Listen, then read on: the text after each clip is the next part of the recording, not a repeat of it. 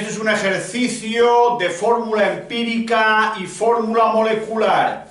Me dice que al quemar 0,3643 gramos de un determinado compuesto, se produce esta cantidad de CO2 y esta cantidad de agua. Con estos datos debemos de hallar la fórmula empírica del compuesto. Y sabiendo que su masa molecular es 108 gramos por mol, hallaremos su fórmula molecular. Veamos. Al quemar un compuesto, lo que hace es que reacciona con el oxígeno del aire para producir CO2 y agua. En este caso se ha producido esta cantidad de CO2. Fijaros que todo el carbono que aparece en el segundo miembro en forma de CO2 proviene del compuesto, pues aquí no hay carbono. Y por tanto, si yo sé cuánto carbono hay en estos gramos de CO2, sabré cuánto carbono tiene el compuesto. ¿Cómo puedo hallarlo? Recordad que el oxígeno es 16, masa atómica, el carbono es 12. Por tanto, 12 más 16 son 44, que es la masa molecular del CO2. Vemos que cada 44 gramos de CO2 tiene 12 gramos de carbono. Y por tanto, este es el factor de conversión que hacemos servir para pasar de CO2 a carbono. Gramos de CO2 abajo para que se vayan y me quedan los gramos de carbono. De la misma forma, al quemar el compuesto se ha producido agua y todo el hidrógeno que aparece formando el agua viene del compuesto. Pues aquí, insisto, no hay hidrógeno. Por tanto, si yo puedo calcular cuánto hidrógeno hay en esta cantidad de agua, sabré cuánto hidrógeno había en el compuesto. Lo que hago, por tanto, es decir que la masa del agua es 16 del oxígeno más 2 del hidrógeno, total 18.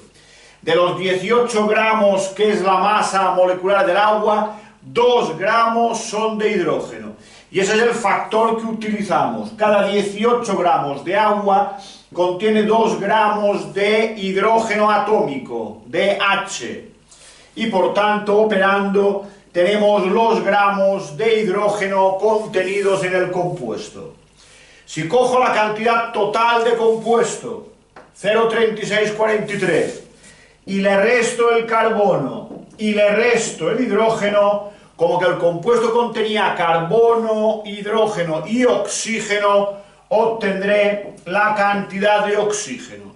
Ya tengo pues las tres cantidades de carbono, hidrógeno y oxígeno que hay en esta cantidad de compuesto. ¿Qué hago entonces? El proceso de calcular la fórmula empírica. Acordaos, dividimos cada una de las cantidades que no hace falta pasar a porcentajes entre la masa atómica de cada uno de los elementos. 12 en el caso del carbono, 1 en el caso del hidrógeno y 16 en el caso del oxígeno, obteniendo estos tres resultados. El siguiente paso es dividir cada uno de los resultados entre el menor de ellos, que es el de abajo. Y al dividir obtenemos 7 para el carbono, 8 para el hidrógeno y 1 para el oxígeno.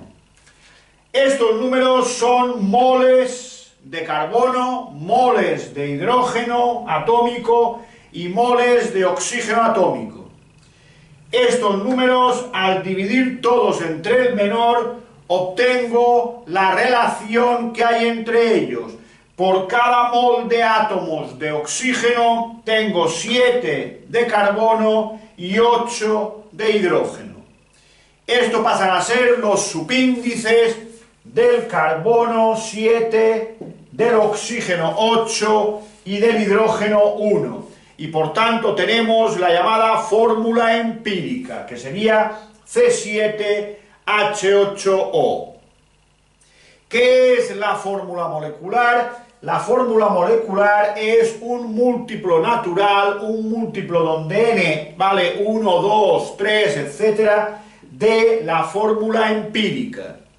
¿Cómo calculamos este número? Siempre igual, dividiendo la masa molecular, que en este caso es un dato, 108, entre la masa de este compuesto, entre la masa de la fórmula empírica, que sería 12 por 7, la masa del carbono por 7, que es el número de carbonos, más 8 por 1, que es 8, más 16, que es el oxígeno, su masa, por 1.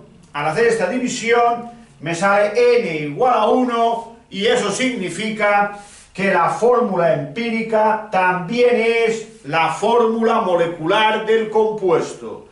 En este caso, C7H8O.